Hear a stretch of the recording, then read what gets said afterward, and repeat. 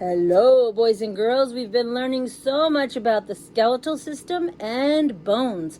Are you ready to do our bone project, our skeleton project? For this project, you need your white paint and you need your 2 Q-tips, and then your paper packet for this one has 2 pieces of black paper, but one already has a skeleton on it and one doesn't. So you should have an extra skull. The reason I did that is because in class, some boys and girls like me to help them by drawing the skeleton, and some boys and girls do not like me to help them. So I wanted you to have a choice. If you want to do it all by yourself, use your blank paper. If you want to do it, and so the first thing you're going to do with your blank paper is you're going to put your extra skull right up here at the top. Okay, so what you'll have is you'll have a paper that looks like this.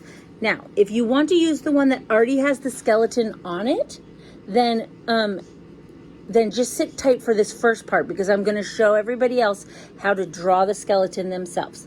Okay, so you have a paper, you have a skull, you're going to need a pencil, you're going to need the 2 Q-tips, and you're going to need your white paint.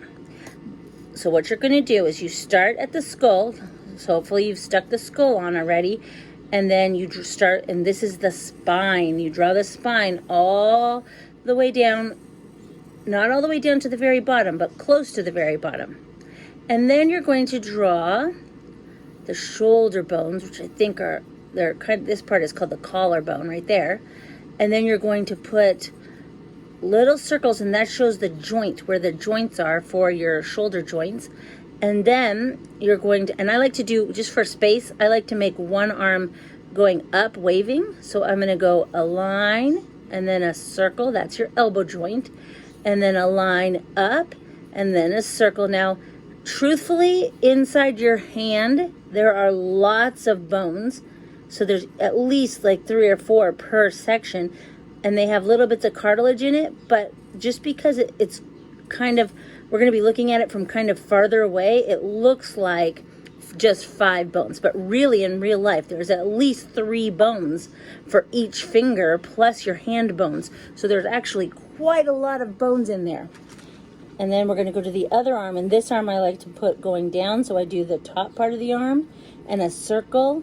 And then I put the bottom part of the arm. And then I put another circle for the hands. And I do 1, 2, 3, 4, 5 for 5 fingers. And then I do I started back at the spine, right below the shoulder bones.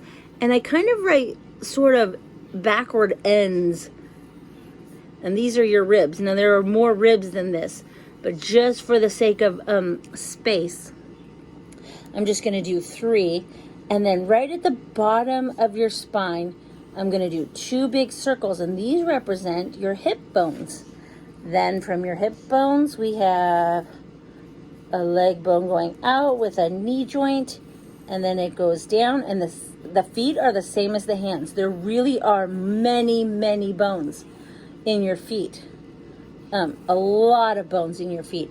But since we're looking kind of at a distance, it looks like just the 5 bones. All right. And I like to make the legs going left and then right. So it kind of looks like the skeleton's dancing, which is fine because that's like our dem bone song, right?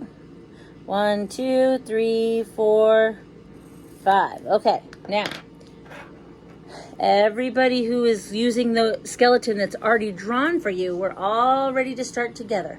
You're going to have the lid off your paint. Now, the very best trick for the success of this project is to not dip your Q-tip all the way down into the paint. You want to dip it just a teensy bit. You don't want your Q-tip saturated with paint. You just want it to have a little bit of paint on it. And then you're just going to trace your lines. Don't forget you can turn your Q-tip left and right to get all the paint off. And just like your paintbrush, when you find that your Q-tip needs a little bit more paint on it, dip it back in. But don't plunge it in. Just dip it right into the tippy edge of the paint. There we go. And then it doesn't matter which lines you do, what order you do the lines in, you're just going to trace your lines. Trace the pencil lines. Trace the dots. The fingers are the trickiest because they're so thin. But there we go. That's cute, isn't it? And then we do the other shoulder, and the joint, and then the arm, and then the joint. There we go. Then our hand bones, which really there's lots and lots of those hand bones in there, but we're just gonna make it look like, there we go. And now the ribs. See, now I'm noticing this Q-tip is getting a little bit fuzzy and thick, so I may have to switch in a minute. But if I'm careful, I can stretch it out a little bit longer. There we go. And there we go. Now with these circle ones, you're gonna wanna trace it. You don't wanna paint in on the inside. You just wanna circle it. Just like that, just trace the circles. Leave the centers of the circles black. You can make that a little bit thicker if you want though, because that's a pretty thick bone. All right, now I'm ready to move down onto the legs. This time maybe I'll do one leg, the top of one leg, and the top of the other leg. And then I'll do the joint, the knee balls. I call those the knee balls. And then we're gonna do the bottom half of the legs.